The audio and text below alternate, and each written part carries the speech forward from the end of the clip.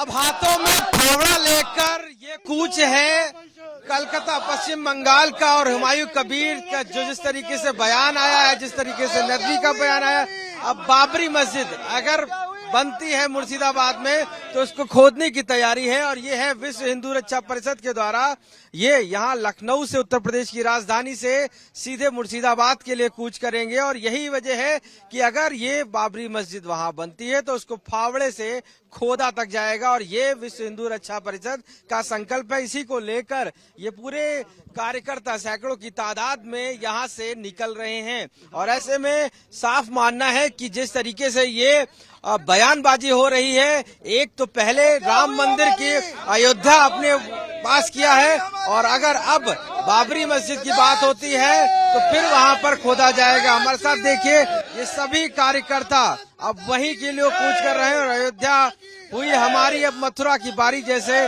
नारे लगा रहे हैं। और हाथों में फावड़ा लेकर खुद यहाँ के गोपाल राय जो राष्ट्रीय अध्यक्ष है मौजूद हैं। ये आप फावड़ा लिए हुए हैं, क्या करने वाले हैं इसको लेकर?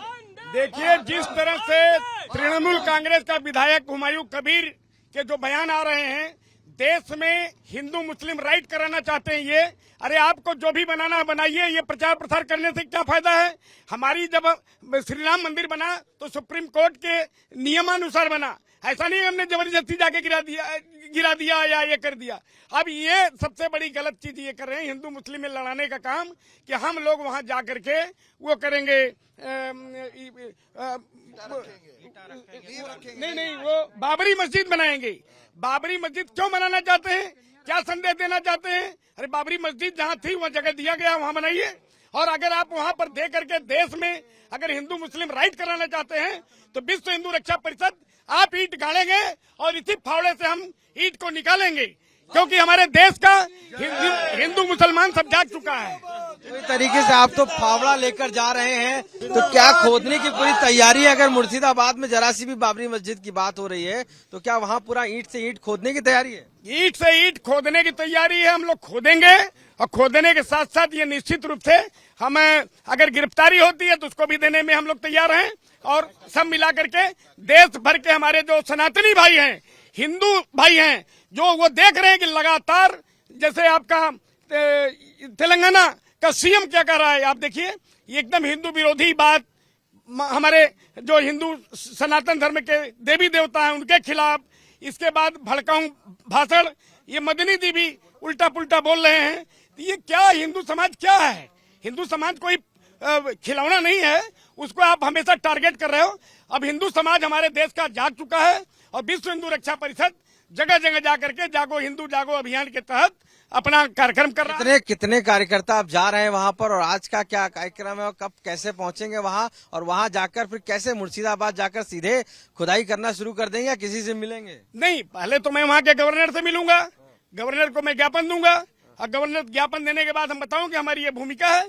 अब या तो उसको रोके हैं या तो फिर हमें भी न रोके, हमें भी पूरी फोर्स दिया जाए, हम चल के अपनी मान सम्मान स्वाभिमान के लिए मैं लड़ूंगा। तो देखिए हाथों में पूरी तरीके से फावड़ा लेकर यहाँ पर खड़े हुए और सीधे अब लखनऊ से कह सकते हैं कि कलकत्ता यानी कि पश्चिम बंगाल की तरफ जाएंगे। और ये यहाँ से पूरी तरीके से सभी कार्यकर्ता एक साथ मौजूद रहेंगे, लेकिन पुलिस फोर्स ने उनको रोक रखा है यहाँ पर आगे जाने के लिए। और ये वजह है क्योंकि जिस तरीके से पूरी चाहे बाबरी मस्जिद की बात हो रही हो तो फोर्स ने भी यहाँ पर उनको रोका हुआ है कि वो आगे नहीं जाने देगी। लेकिन जिस स्थिति में विश्व हिंदू रक्षा परिषद के जो कार्यकर्ता हैं वो हाथों में अपने नेम प्लेट लेकर, हाथों में बैनर पोस्टर लेकर, जय श्री राम नारे के साथ अयोध्या हुई हमारी, मथुरा की बारी, और हाथों में फावड़ा लेकर सीधे कूच कर रहे हैं। वैसे हालात में क्योंकि साफ माना जा रहा है कि अगर बाबरी मस्जिद वहां पर बात की गई है टीएमसी के नेता के द्वारा, और अगर वहां कहा जा रहा है तो उसको बनने से रोकने के लिए जा रहे हैं। और यही वजह है कि सारे कार्यकर्ता कूच करने के लिए तैयार हैं। लखनऊ से कैमरा पर्सन संदीप दुबे के साथ आशीष श्रीवास्तव, आज तक।